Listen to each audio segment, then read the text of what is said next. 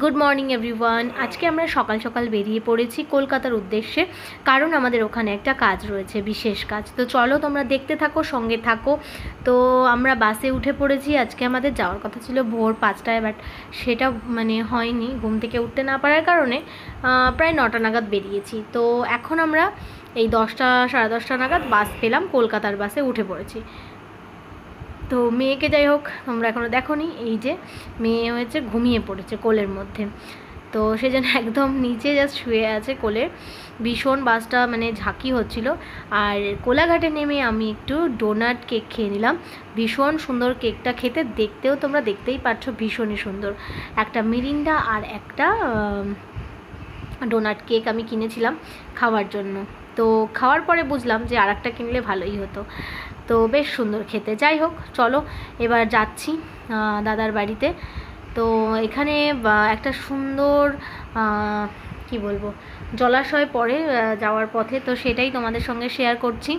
এটা হচ্ছে ওই হাওড়া ঢুকতে বা হাওড়া বেরোতে এই কিন্তু জলাশয়টা দেখা যায়। বেশ সুন্দর, আমার খুব ভালো লাগে। আর এখন তো বর্ষাকাল, সবুজে পুরো ভর্তি হয়ে আছে, দেখতেই পারছো, মনে হচ্ছে যেন একটা সত্যি গ্রাম। এই জায়গাটা খুব ভালো লাগে আমার। তো সেই জন্য ভাবলাম যে তোমাদের সাথেও আজকে একবার শেয়ার করা যাক, কারণ এখন একটু চেহারাটা অন্যরকম হয়েছে। তো রাস্তায় ভালোই জ্যাম ছিল এবং বৃষ্টিও হচ্ছিল, আর বৃষ্টির কারণে আরেকটু জ্যাম বেশি হয়েছিল কলকাতায় ঢোকার আগে। তো যাই হোক, এখানে দেখতে পাচ্ছ বৃষ্টি অনবরত হয়েই চলেছে। আর আমরা এই যে আমি একবার জানলার ধারে বসছি, একবার এধারে আসছি, তো মেয়েকে নিয়ে এই করছিলাম।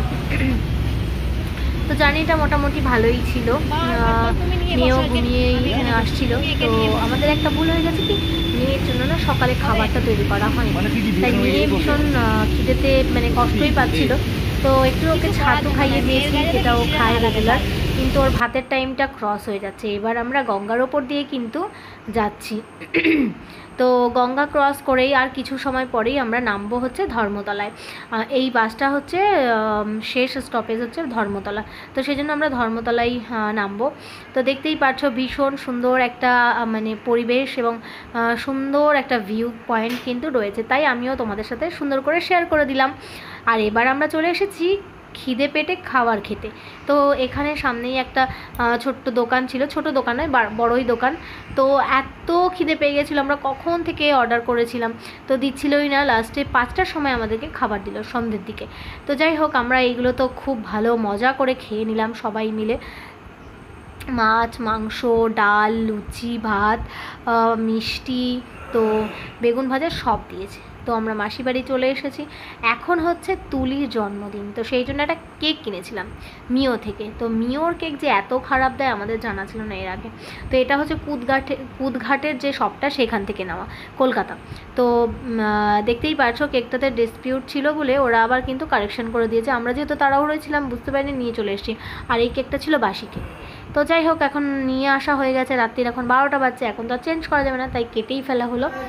তো এই যে আমরা সবাই ওকে উইশ করছি।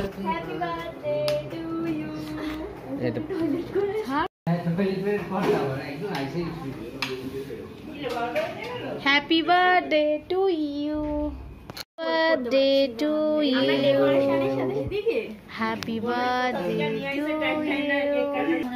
Two you. মোমবাতি জ্বালানোর জন্য অস্থির আরেকজন। দাদা সহ্য হয় না। দুটো চুলের মধ্যে লাগিয়ে তুই এইখানটা বসতো। এই মুখ ওই মুখ আজকালকার দিনে কেউ করে না। কোনায় কোনায় দে, আর কোনায় কোনো করতে না। কাটি তো দাঁড়া চলে চলে এদিকে চলে, বেলুন নিয়ে চলে। খেতে ইচ্ছা করছে আমার। কোন মুখে বলছো মা? তুমি একটু উঠে বসো, এদিকে ঘুরে, তাহলে হ্যাঁ দাদার দিকে মুখ করে বস। এরকম বসবো, এই ঠিক আছে। ব্যাকগ্রাউন্ডটা আছে তো, জামাইবাবু চলে আসো এদিকে। মুখের মতো শুয়ে আছে। আর কিছু হবে না। দেবো ফুটে happy birthday to happy birthday to you, happy birthday, happy. এসে কেকের দাম খাওয়া যাবে। হ্যাঁ, তোরা কেক কাটাই হবে না রে। এই এই করিস না। মেশো কোথায়? সংসার যাবে না, হবে না। তোরা এত তো কি খাবো। করবি একটু জানি। হ্যাঁ একদম একদম ঠিক কাজ করছিস, মানে একদম ঠিক কাজ করছিস। খেয়ে নিল আগে। আর দেখতে হবে না ভালো কিনা কি ভালো দাদা রে ভালো কেকটা, দাদা রে নে সবাই নে। এমন ভালো কেকটা। এই কফি চকলেট খাও না সবাই এক এক করে, বাবা একে দে আগে তাকে দে আগে। আমি তো আরে একদম খেলেই হলো দূর। হ্যাঁ হ্যাঁ আমি তো আগে খাবো। বৌদি বৌদি বৌদি বৌদি লাস্ট। আরে ওরা এটা খাচ্ছিস কেন, অন্যটা খাওয়া। কি খাওয়া দিতে দাদা।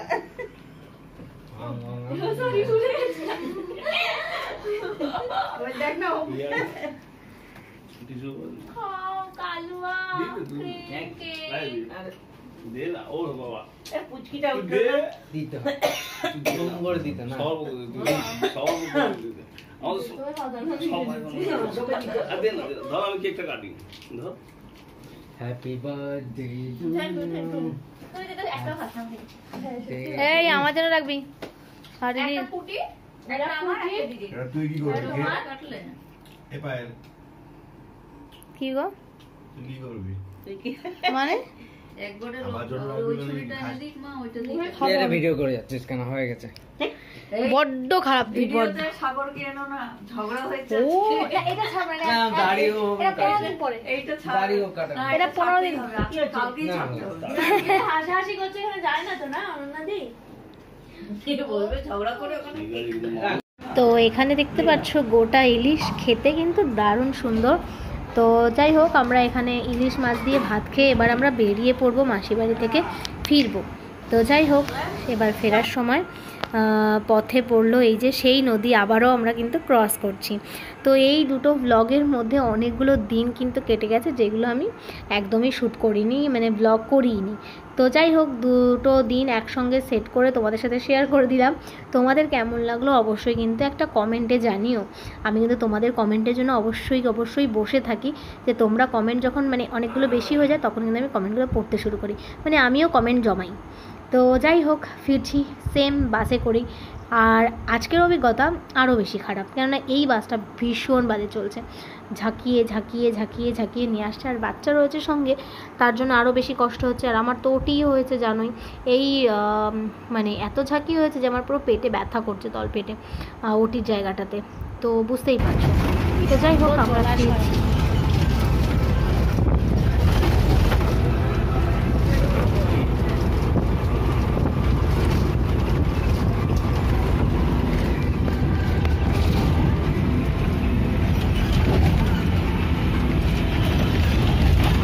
বাইরে কি গাড়ি।